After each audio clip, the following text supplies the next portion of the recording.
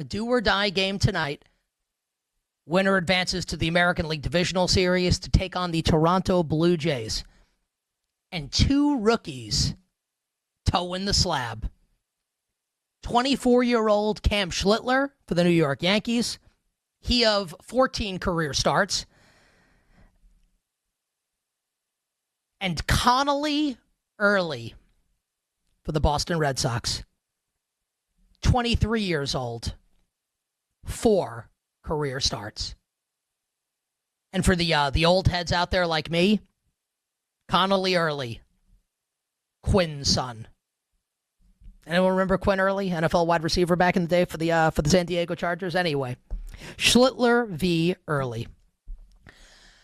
I see this game tonight with the Yankees and the Red Sox playing out one of two ways. The Yankees should, keyword, should, smack Connolly Early around. Number one offense in Major League Baseball against lefties. They should smack Early around in this game. They really should. But we have seen the Yankees offense over the years, certainly in the Aaron Boone era, we have seen the bats go cold when it matters the most. And given that we have seen in the first two games of the series, and not just the first two games of this series, but in the regular season finale against on Sunday when the Yankees were trying to win the division against the Baltimore Orioles, we saw all the high leverage relievers used on Sunday also. That's now 3 consecutive games that we've seen Bednar, that we've seen Cruz, and we've seen Devin Williams.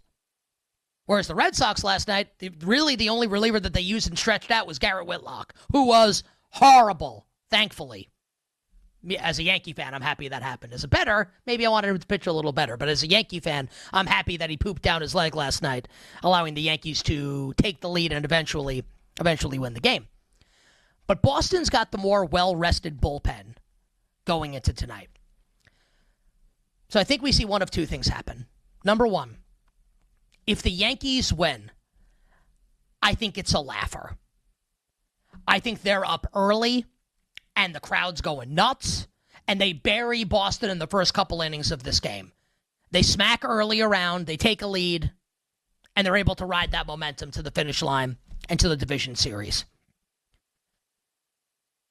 But if the Red Sox take an early lead in this game, and Early looks halfway decent, and the Yankee bats have that feel about them, that they're about to go cold on an October night, I think the Red Sox are a good live bet, sincerely, if that happens. And I think my opinion as a Yankee fan should carry weight here, that that's what I think we'll see. So if Boston's up 2-0 going into the bottom of the second, I don't know if I really want to bet the Red Sox in this game, but, like my betting advice would be to bet Boston, to bet them live, because that's how the game's going to feel. The crowd's going to get tight, and I think Boston's got a bullpen advantage in this game when they get to it. And if you like the Yankees tonight, I wouldn't even mess around with the money line. And currently at BetMGM, we are Yankees, so I do a refresh here, Yankees minus 160 and the Sox plus 135. I just play the Yankees on the run line. Yankees minus 1.5 runs at plus 140. Again, Yankees win. I think they win by 2 or more, probably 3 or more, honestly. And if the Red Sox win, I think it's tight.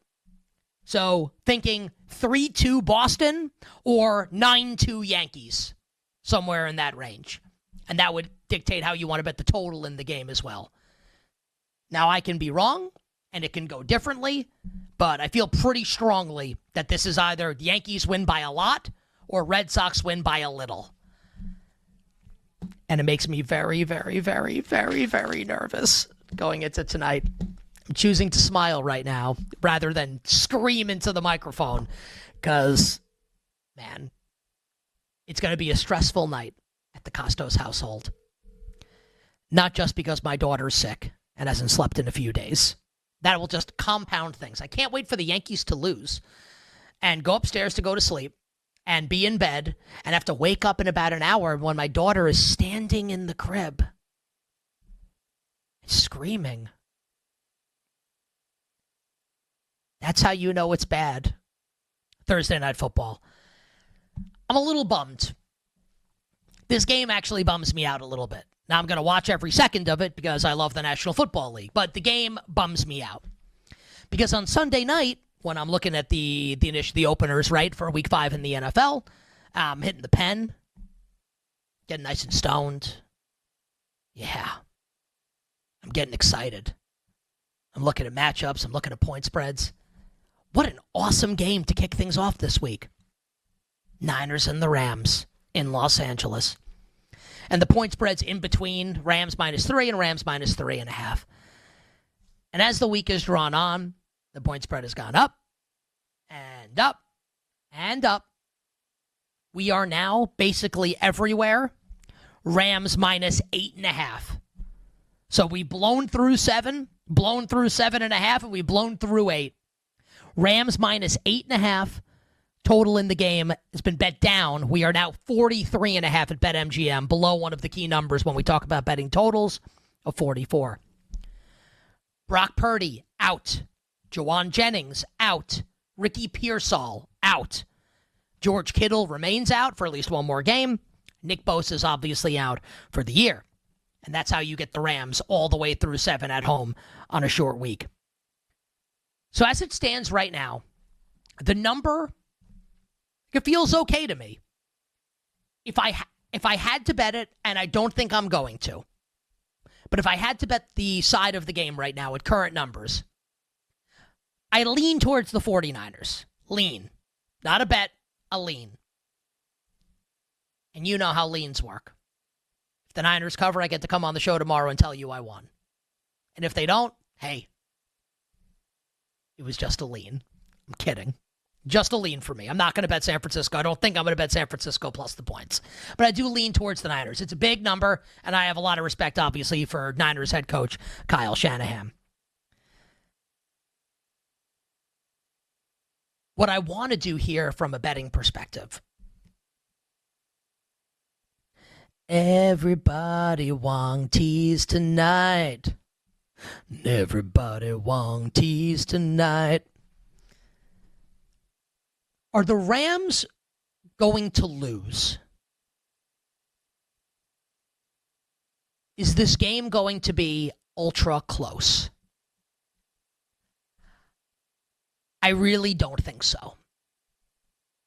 Matthew Stafford's healthy, and we'll see if Rob Havenstein plays, but the offensive line is pretty healthy otherwise for the Rams. Puka's healthy. Devontae's healthy. Jared Verse is healthy. Now compare and contrast, right, to the Niners, where their starting quarterback isn't playing. The two receivers aren't playing. The best pass rusher is out. The star tight end is out. I don't like the setup for San Francisco tonight. Now, at 8.5, you could lose by a touchdown and win the bet, right? So I don't want to lay Rams -8.5. Do I like Rams -2.5? Rams to win by 3? I do. So I have paired the LA Rams with the Buffalo Bills as a 2-team teaser leg for tonight. That is the 2022 NFL season opener memorial teaser. The Rams and the Bills. The Rams down to 2.5 and the Bills down to 2. That's how I'm choosing to play the side of this game, is to tease the Los Angeles Rams. So I've got that. That is good to go. Now let's talk some props. And we will finalize the props at the end of the show. But I do think that this game provides some fascinating prop angles, the Niners and the Rams.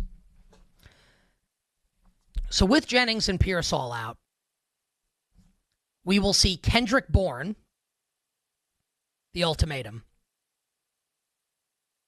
Jake Tonjes, and Demarcus Robinson as the top 3 pass catchers tonight for Mac Jones.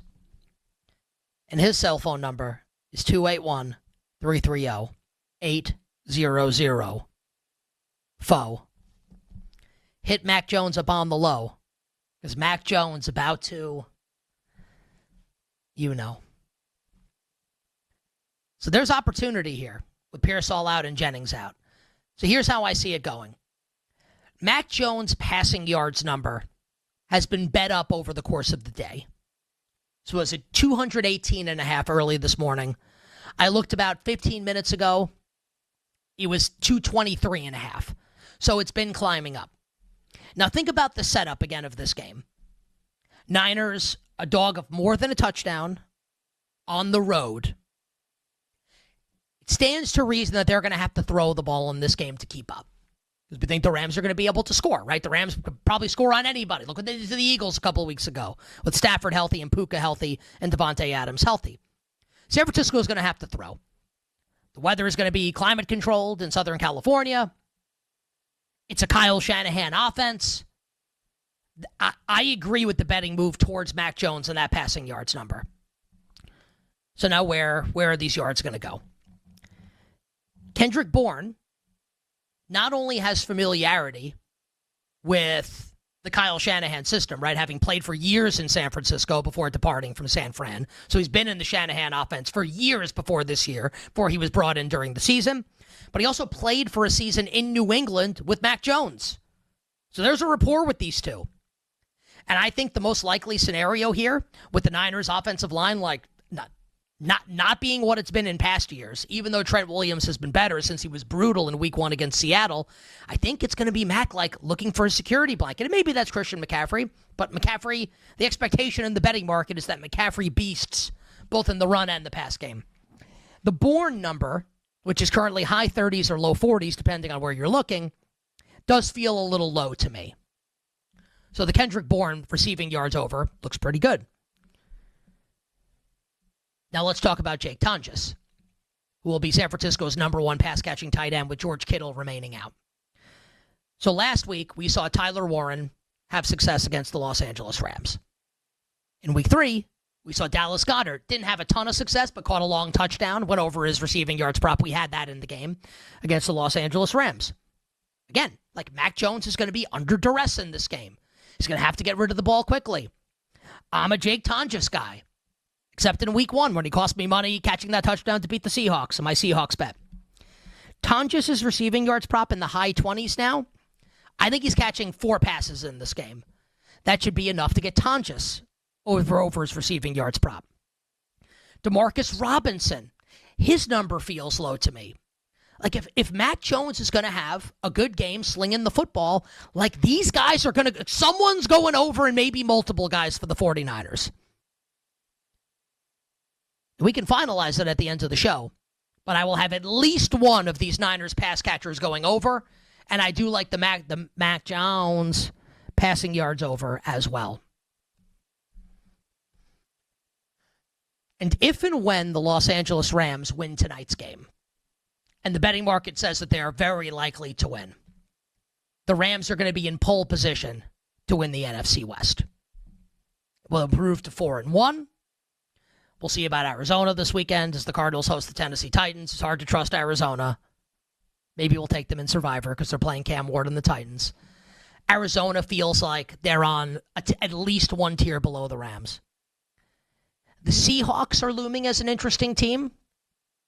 And I told you last Friday after the Seahawks beat the Cardinals how impressed I am with Sam Darnold and how awesome I think Sam Darnold is.